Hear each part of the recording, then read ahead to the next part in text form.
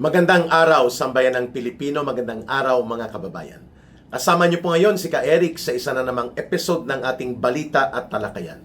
Maraming salamat at nandyan kayo at patuloy na nagsusubaybay at nagbibigay ng suporta para po patuloy na lumago, lumawak at lumakas pa rin po kahit ano pa ang mga hinaharap natin na mga pagsubok. Patuloy tayo sa paglalahad ng katotohanan at paninindigan para sa tama. Pag-usapan po natin, mga kababayan, itong tungkol sa naging pahayag ngayon ng isang dating retired or isang dating Supreme Court Associate Justice at ngayon ay retirado na. Itong binabanggit ni retired Supreme Court Associate Justice Noel Jimenez Tiham. Si Justice Tiham po ay very vocal, no? Nung mag-retired na siya at wala na po siya sa Korte Suprema, ay nagbibigay siya ng mga pananaw sa kaganapan ng politika at mga pangyayari sa ating lipunan.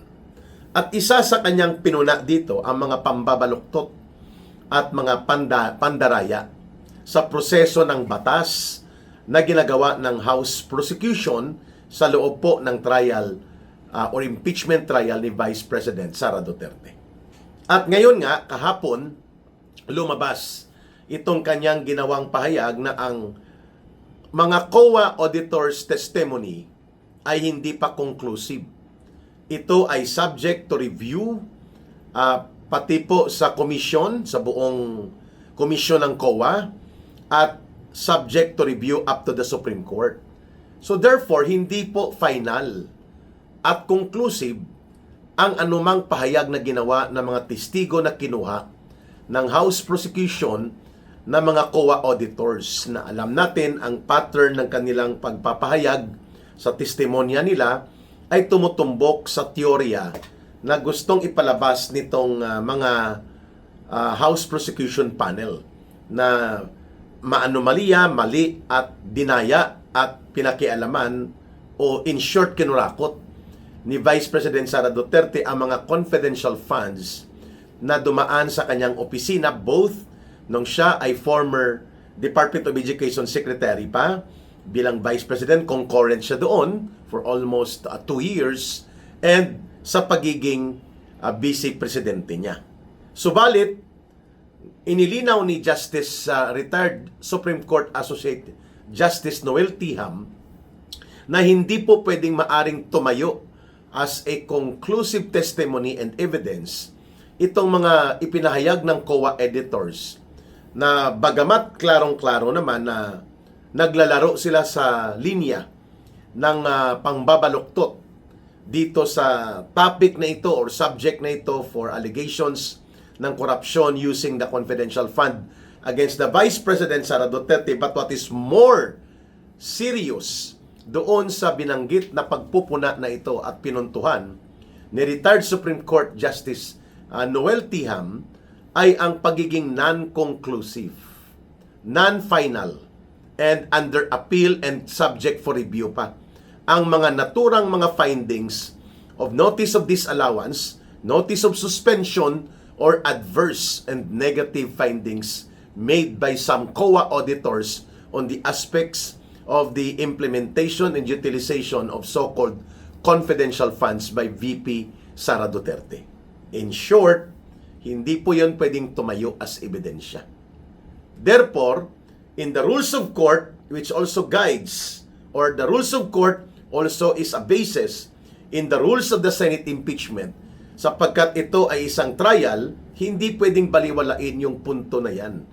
At sa tingin ko, magiging material issue yan on the part of the defense team ni Vice President Sara Duterte na erase nila how can we use as conclusive and concrete evidence something that is not final, something that is under review of a higher authority, which is the commission itself or the entire commission of COA, at something that can still be appealed to up to the Supreme Court. Paano mo gagamitin yan para maging batayan ng paghatol kay Sara Duterte? Hindi yan conclusive. Yan ay naglumalabas lamang as opinion and may rekomendasyon Pero bilang konklusyon na desisyon ng buong COA, hindi pa po yun final. Kasi nga nag-appeal nga dito sila Vice President Sara Duterte dahil may mga question sila sa pamamaraan at pati sa pag-implement ng prinsipyo ng due process at pati po sa pagpapatupad ng review and audit dito sa mga confidential fund. At nakita din natin, ang binabanggit ngayon ni Justice Noel Tiham ay walang expertise ang COA to testify and make conclusions yung mga auditors nila patungkol sa kung papaano ginagamit at ini-implement ang mga intelligence and confidential funds. Sapagkat yan po ay subject matter expert dapat ang nagte-testify. Like naging Director General ng National Intelligence Coordinating Agency or Active Director General ng NICA, National Intelligence Coordinating Agency, or naging pinuno or aktibo din na pinuno o kahit retired na namuno ng Intelligence Service of the Armed Forces of the Philippines, ng pinuno ng National Bureau of Investigation, o kahit hindi si Matibag, kasi alam naman po natin na si Matibag ay attack dog yan ni Marcos, no? So hindi niya magagamit yung objectivity, fairness and rationality of opinion na dapat niyang gawin. So dapat dito manggagaling at ganitong uri ng mga subject matter experts. Sabi ni Justice Tiham, hindi po CIA, KGB o kaya MI5, MI6, mga intelligence, foreign intelligence top level po ito or Mossad. MI5, MI6 sa kwan po yan sa United Kingdom, sa Great Britain, no? Ang CIA sa Amerika, ang KGB dati sa Russia yan, no? Baka pinalitan na nila sa Soviet Union yan dati, or even ang Mossad, one of the clearly ay isa sa mga matataas na antas ng mga international na intelligence experts. Ganon po gustong ipalabas ng COA na marunong sila mag-evaluate, mag-review at mag-audit at maggumawa ng konklusyon patungkol sa espionage, patungkol po sa information flow, intelligence cycle, at process of intelligence gathering and intelligence implementation.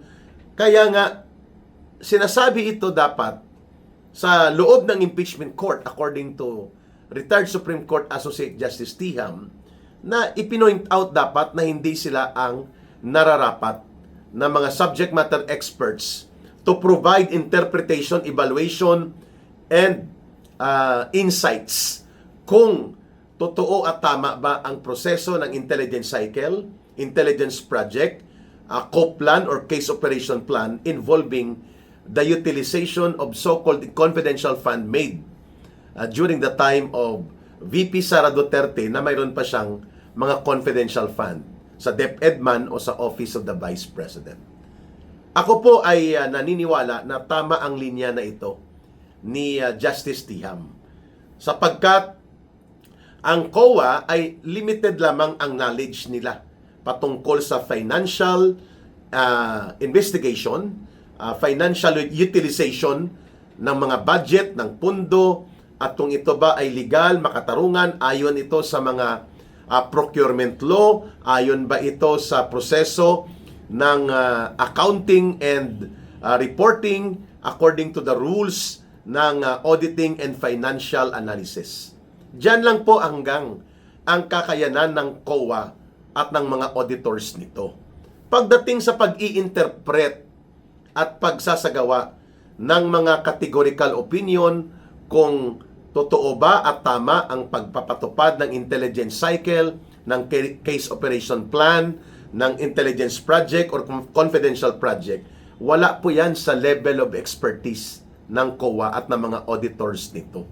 That is the correct point being raised now by retired Associate Supreme Court Justice Noel Tiham. At sa tingin ko, dapat ni-raise yan doon sa larangan ng trial, and baka i-raise naman o iaangat yan at ilalahad sa proseso ng trial on the part of the defense team of the Vice President. So dalawang punto yun ha. Number one, non-conclusive and non-categorical pa as a solid evidence itong mga testimonya, itong mga paglalaro sa opinion at findings ng mga COA auditors against dito sa utilization at mga pagpapatupad ng so-called confidential fund ng Vice President, no matter na mayroon silang adverse, negative na mga findings na kanilang pinatayo doon sa testimonya nila, still, these are not yet conclusive and final. Subject ito for review and affirmation or validation or rejection ng komisyon ng buong COA. Number two, it can still be elevated by the Vice President papunta po sa Court of Appeals or even direkta na sa Korte Suprema para i-review kung tama at makatarungan at hindi nag-abuso at nagmalabis ang mga COA auditors sa ginawa nilang adverse opinion against the confidential fund ng BC Presidente. Klaro ba? So something that is not yet final, something that cannot yet be conclusively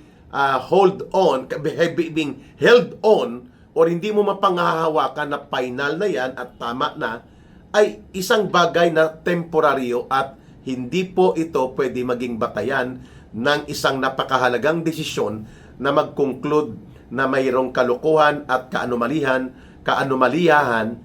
o pangungurakot na ginawa si Vice President Sara Duterte patungkol sa kanyang mga paggamit ng confidential fund. That's the very clear point. Antayin pa dapat na lumabas iyong COA confirmatory and validation of the findings nito at kumplituhin pa yung appeal patungkol dito hanggang sa ma-exhaust or ma-maximize ni Vice President Sara Duterte ang kanyang due process and legal rights provided sa ating doktrina ng batas, pati sa saligang batas, na pwede siyang tumakbo pati sa Korte Suprema. So, yung sinasabing ibalik ito hanggang under appeal, yeah, pwede mong ibalik yan, pero it does not follow na yan ay mali na ginawa mo until there is a final conclusive decision na magsusustain dito sa negative and adverse opinion na inilabas ng mga COA auditors. So bakit ipinapakita ito ng House Prosecution? Sapagkat alam din nila ito, mga abogado din ng mga kulukoy na ito, pero nagbubububuhan lang at nagtatarantaduhan dahil ang layunin nila ay sirain ang pagkatao at pangalan ni Sara Duterte. The dignity and integrity of the person, not the accountability, because alam nila na ito ay hindi conclusive and cannot stand under the rules of court as a conclusive basis of evidence to present at i-consider ng impeachment court. Pero pinayagan yan nila Chis Escudero at ng Senate Impeachment Court, pinalusot sapagkat ang objective dyan ipahiya, bastusin at sirain ang pangalan ni Vice President Sara Duterte. So hindi about, kaya nga alam naman ito ni Kapunan, itong mga grupo ng House Prosecution Panel, na hindi makakatayo yan as ebidensya. Alam nila yan because as a lawyer, you are learned. Alam mo ang mga rules of court and rules of evidence, rules of procedures. And paano ito magagamit sa mga pagsasagawa ng desisyon ng isang korte o ng isang hukuman. So kagaya dyan sa impeachment court. Pero pinapalusot lang nila at dinadaan-daan nila sa diskarte ng propaganda. Pangalawa, malinaw din po na nagmalabis at lumagpas na sa kanilang kakayanan bilang experts on financial and expenditures and budget audit and review ang COA sapagkat hindi nila linya as subject matter experts ang pagbibigay ng opinyon kung tama o mali ang ginawa ng mga confidential projects, intelligence projects, case operation plan, or any other item in the utilization ng confidential fund pag ang pag-uusapan ay validity in the context of intelligence and confidential fund implementation. Nagawa ba ang intelligence cycle? Nagkaroon ba ng mga resulta ito? Ang mga aspeto at component ng information gathering, asset recruitment or informant recruitment, target output. Ang mga yan po ay nasa expertise ng mga taga-National Intelligence Coordinating Agency, Intelligence Service of the Armed Forces of the Philippines, at iba pang mga pangunahin na seryoso at mayroong kakayanang expertise and professional pagdating po sa intelligence work at intelligence projects that include confidential components. So, klaro tayo dyan, ha? May punto na tama dyan. Si retired Supreme Court Associate Justice Noel T. Ham. But nonetheless, dahil po ang impeachment ay may halo po yan ng politika, hindi yan puro legal and technical and judicial process, nakakalusot ang ganitong diskarte. But at the end of the day, yung diskarte na ito ng pangbabaluktot sa rules of evidence, sa rules of validity of the rules of court in admitting admissible and real true evidence, babalik pa rin po yung paghahatol kay Vice President Sara Duterte doon sa kung ano ang political alignment at political perspective ng mga senador. And right now, ang sigurado tayo may 13 na mga senador na kontrolado at hawak sa liig, nakatali sa ilong at hinihila ni Marcos. Ang 13 na senador na ito. Kahit pa na si Senate Presiding Judge Chis Escudero ay pumupustura na neutral, hindi siya bias, pero makikita natin that the pressure of control, dahil nga sa kinasasangkutan nito na kontrobersyal na kaso ng pagtanggap di umano ng mali-maleta or cash na ibinanggit na po ito una ni dating ni former Undersecretary Bernardo, na pressure si Chis Escudero na makipagkompromiso.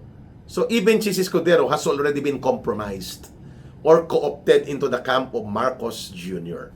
Pero kahit paano, ma-appreciate mo na may mga ilang porsyento pa siya na pinanghahawakan ng tamang proseso bilang presiding judge in the impeachment court. However, sa butuhan, alam natin po na ang kanyang political perspective and political affiliation sa mga Marcos yan. But they do not have the number right now na maging 16 as required by the Constitution, 2/3 of the members of all members of the Senate. At kapag all members of the Senate, kahit ang mga nakakulong basta senador pa at hindi pa sila natatanggal sa Senado, sila po ay kasama sa 24 senators. And 2/3 of that, 16. So at the end of the day, itong mga intramurals at mga serkos ng mga taga-House Prosecution Panel sa paggamit ng baluktot na mga style, pandaraya at maanumaliyang mga testimonya at binaluktot ng mga style ng presentation ng kanilang mga aligasyon ng kasong inireklamo ng impeachment laban kay Vice President Sara Duterte, babalik pa rin po doon sa Senado.